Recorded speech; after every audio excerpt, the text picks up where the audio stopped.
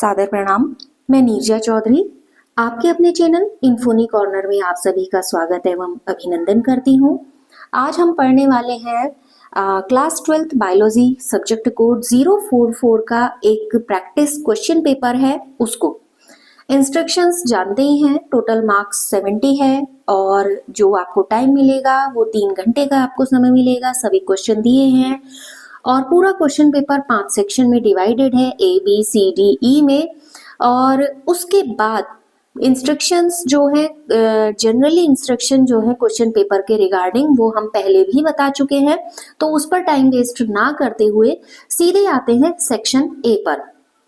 Section A MCQ type होगा और जिसमें हर क्वेश्चन का एक नंबर का हर प्रश्न होगा आपका और आपको सही ऑप्शन को सेलेक्ट करना होगा।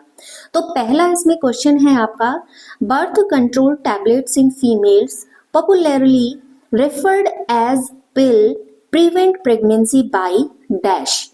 यानी जो बर्थ कंट्रोल टैबलेट्स होती हैं जो फीमेल्स को दी जाती हैं, उनमें जनरली पिल्स को प्रेफर किया जाता है या डॉक्टर ऐसे प्रिस्क्राइब करते हैं कि वो पिल्स ले लें और इससे प्रेगनेंसी को प्रिवेंट किया जाता है।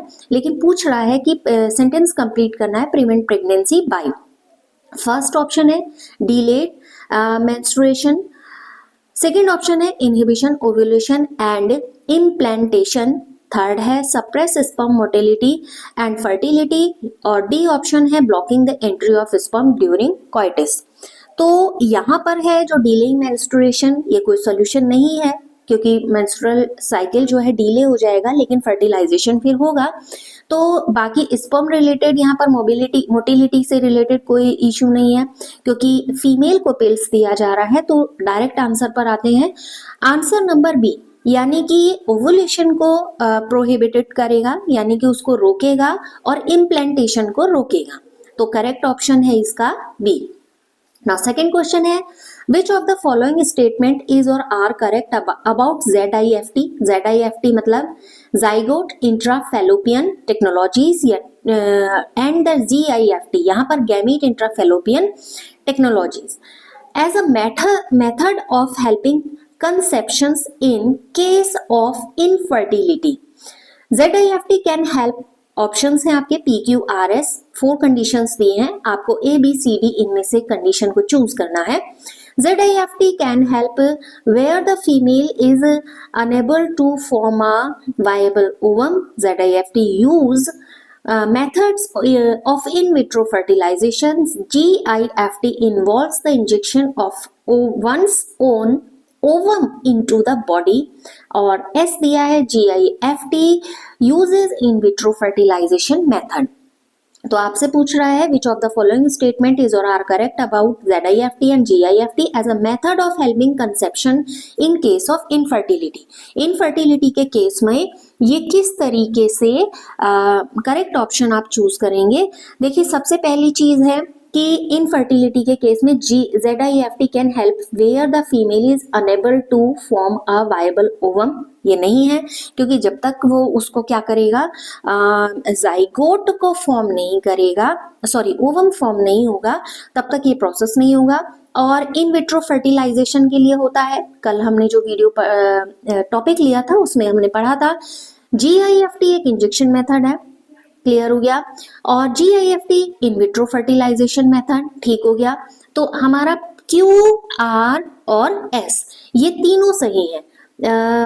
Q, R और S, ऑप्शन सी हमारा इसमें करेक्ट होगा। फिर आता है अ DNA sequence consist of 20% adenine nucleotide. एक DNA सीक्वेंस है जिसमें 20% एडेनिन न्यूक्लियोटाइड्स हैं।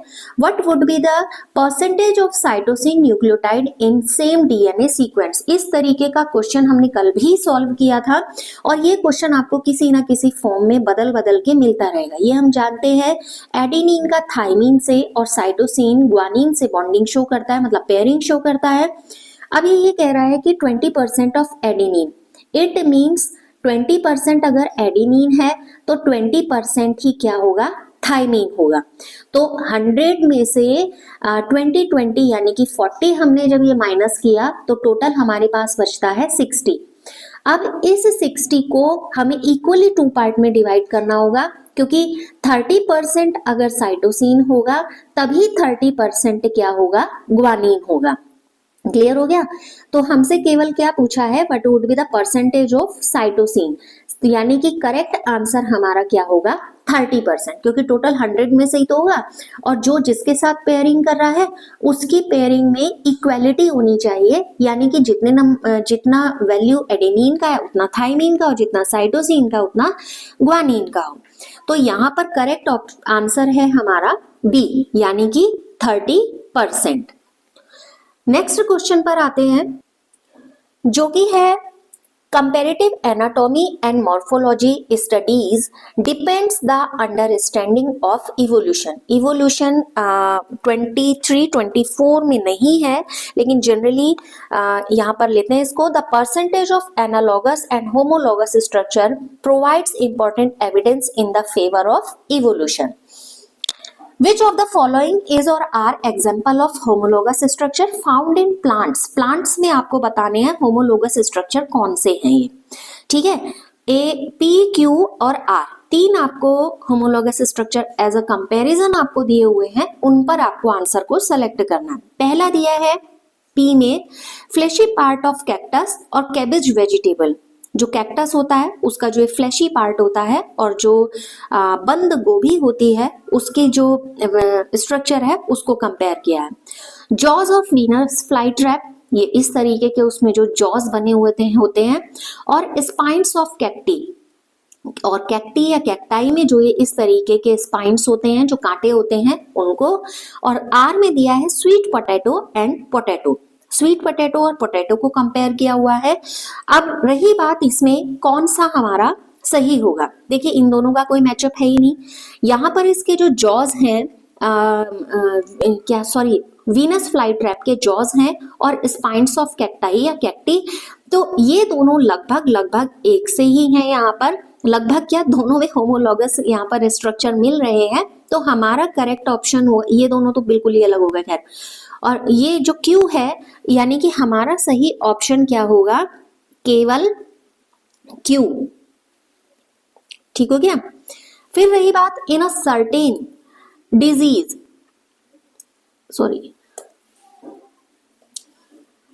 in certain disease conditions such as pneumonia, the fingernail of an individual turn blue।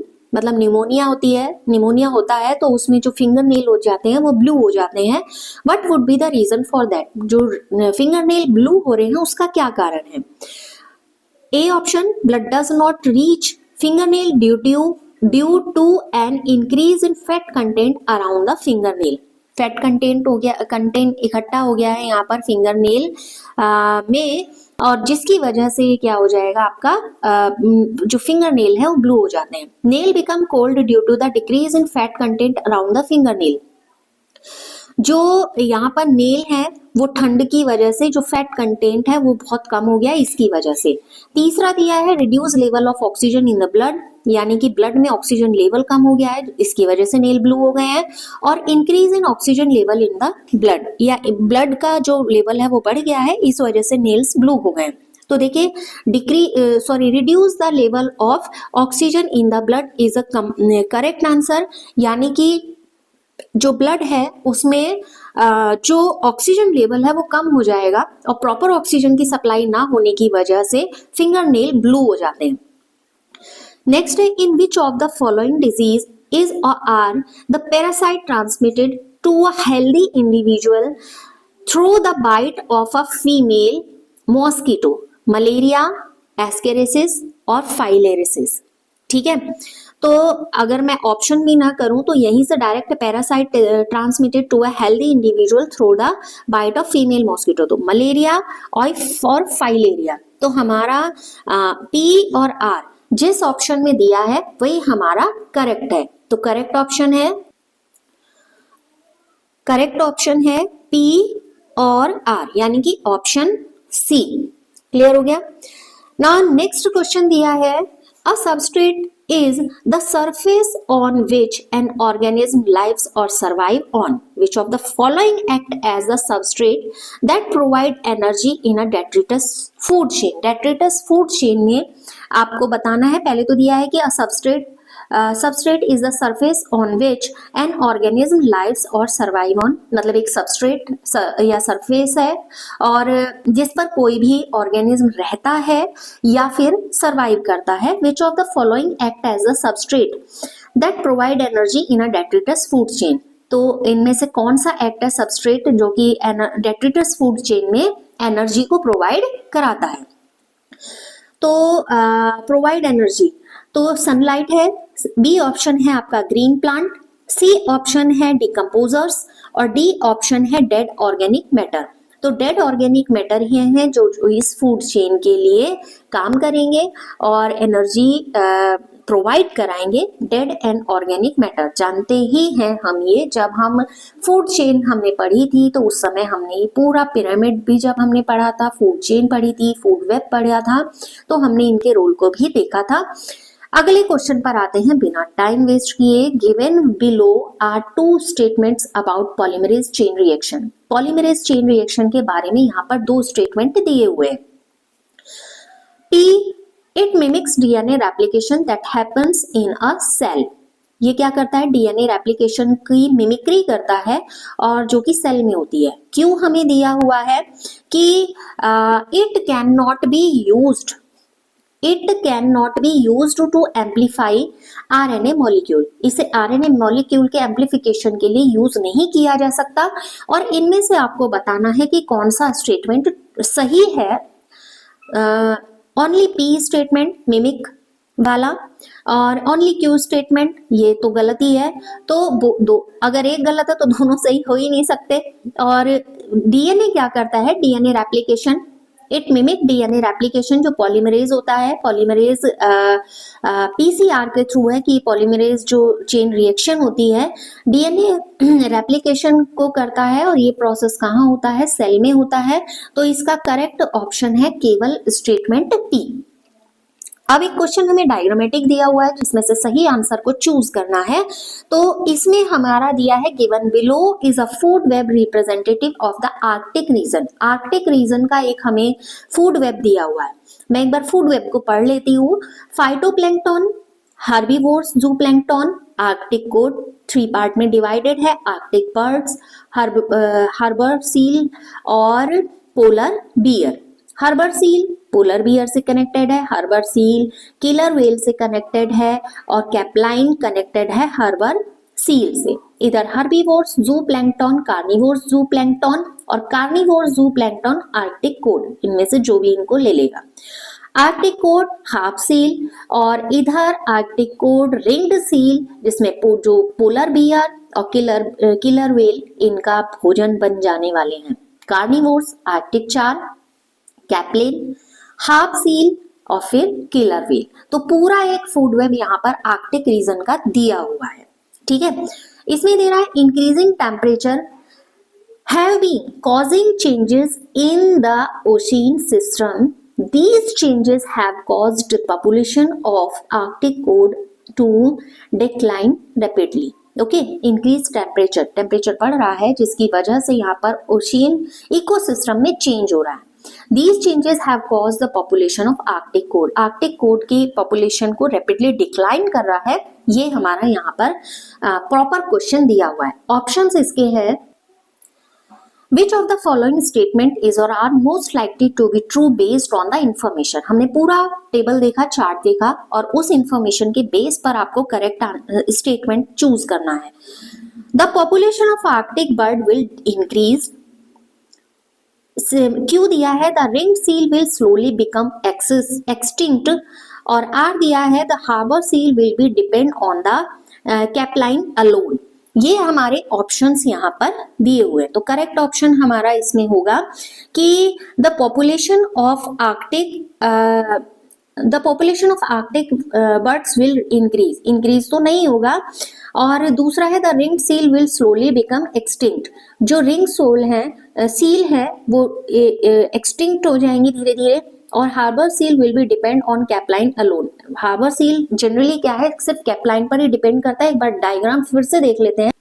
ये है जो हार्बर सील है, इस पर डिपेंड कर रहा है, और ये फाइनल ये जो है ये केवल इसी पे डिपेंड कर रहा है, हार्बर सील। ठीक हो गया। और रही बात यहाँ पर कैपलाइन के पर ही डिपेंड कर रहा है, और यही हमारा क्वेश्चन था, तो इससे हम आंसर क्या करेंगे, पुट ऑन करेंगे, करेक्ट चूज करेंगे। तो हमारा सही आंसर इसके लिए होगा जो ऑप्शन सी है, यानी कि क्यू और are. The ringed seal will slowly become extinct और the harbour seal will depend on only capelin alone. तो हमारा ऑप्शन सी यहाँ पर करेक्ट है। नेक्स्ट क्वेश्चन है, in which of the following is competition most likely to occur. एक आपको दिया हुआ है स्टेटमेंट है, उनमें से बताना है कि कौन सा स्टेटमेंट सही है। In which of the following is a competition most likely to occur, किन में मिलेगा। पी दिया है related species in the same environment. आपका क्यू दिया है related species in different environment, unrelated species in the same environment, और S दिया है unrelated species in different environment. तो हमारे चार यहाँ पर स्टेटमेंट है, और करेक्ट को निकालना बताना है कि competition most likely to occur, किन में कंपटीशन ज्यादा मिलेगा। तो कंपटीशन ज्यादा हमें मिलेगा related species in the same environment. अगर आपको ध्यान आ रहा होगा तो कल हमने पैरामीशियम ऑरेलिया और पैरामीशियम कॉर्डेटम के बारे में पढ़ा था, और एक चार्ट के थ्रू उसको पढ़ा था। तो उसमें हमने यही पढ़ा था कि रिलेटेड स्पीशीज सेम इन्वायरमेंट में जब होती हैं और जब वो जो रिसोर्सेज हैं उनको शेयरिंग करती हैं तो उनके बीच में कंपटीशन बढ़ता है। तो पी तो हमारा करेक्ट है ही। अभी लेटेस्ट भी हमने इसको पढ़ा है, related species in the different environment. जब वो डिफरेंट इन्वायरमेंट में होंगी तो कंपटीशन होगा ही नहीं। फिर unrelated species in the same environment, जब एक दूसरे से बिल्कुल अलग अलग जो स्पीशीज हैं वो एक ही इन्वायरमेंट में रहेंगी तो सर्वाइवल के लिए आपस में फाइट करेंगी, तो उनके बीच में कंपटीशन आएगा। अनरिलेटेड स्पीशीज कोई नहीं। तो हमारा पी और आर ये दो हमारे सही हैं, और P और R हमारा यानी कि ऑप्शन बी। क्लियर हो गया। नाउ नेक्स्ट हमारा है इसमें question number 11, which of the following is most likely to be true about the percentage of energy received by a horse and a crow from the producers in different food chain. एक हमें यहाँ पर chart सा दिया हुआ है, और जिसमें हमें दिया है which of the following true about the percentage of energy. एक घोड़े के बारे में और एक क्रो के बारे में यहाँ पर दिया है कि कौन सा सही है PQRS में से, जब उनमें एनर्जी का फ्लो हो रहा है but in different food chain. Clear. तो horse always the same, always the same, crow always the same, horse Q option दिया always the same, crow can be different, R है can be different, always the same, S है can be different, can be different. देखिए horse तो क्या है, herbivores है, ठीक है, तो उसके लिए जो एनर्जी परसेंटेज रहेगा वो तो यही रहेगा। तो मुझे हॉर्स के लिए तो पता चल गया कि always the same. But crow क्या है, ओमनीवोर्स है, उसके लिए हमेशा एक सा नहीं होगा। हो सकता है वो कभी केवल दानों को खाए, और हो सकता है कभी वो मांस के टुकड़े को खाए, तो उसके लिए ये क्या होंगे, डिफरेंट होंगे। तो यहाँ पर करेक्ट आंसर इसका है क्यू, यानी कि हॉर्स के लिए सेम रहेगा but in different food chain.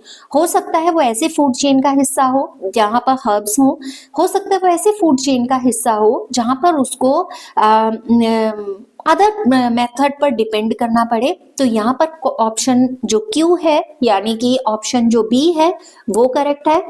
और आज का जो लास्ट हम लेने वाले हैं MCQ में वो ये है, the stable community is usually resistant in invasion by alien species, which of the following would not be affected in a suitable stable community due to this resistance। एक stable community is usually resistant to invasion by alien, कोई भी बाहरी alien species का मतलब कोई भी बाहरी species वहां पर एंटर करती है। तो विच of the following would not be affected, इनमें से क्या अफेक्टेड नहीं करेगा स्टेबल कम्युनिटी को ड्यू टू द रेजिस्टेंस के वजह से। तो पहली चीज क्या है, स्पीशीज रिचनेस, प्रोडक्टिविटी, को एक्सिस्टेंस और टोटल बायोमास। तो अगर कोई आ भी जाती है एलियन स्पीशीज तो प्रोडक्टिविटी को क्या करेगी, रेजिस्टेंस। जो करेक्ट आंसर है इसका, विच of the following would not be affected, क्या अफेक्टेड नहीं होगा इन अ स्टेबल कम्युनिटी। तो इन अ स्टेबल कम्युनिटी में प्रोडक्टिविटी अफेक्टेड नहीं होगी ड्यू टू द रेजिस्टेंस। तो फिलहाल आज के वीडियो में इतना ही। नेक्स्ट वीडियो में हम पढ़ेंगे एजर्शन और रीजंस वाले क्वेश्चंस को। आप लगातार इन्फोनी कॉर्नर के साथ बने रहें, वीडियोस को शेयर करते रहें, लाइक करते रहें, कमेंट करते रहें, और इन्हीं अपेक्षाओं के साथ आप सभी का बहुत बहुत धन्यवाद।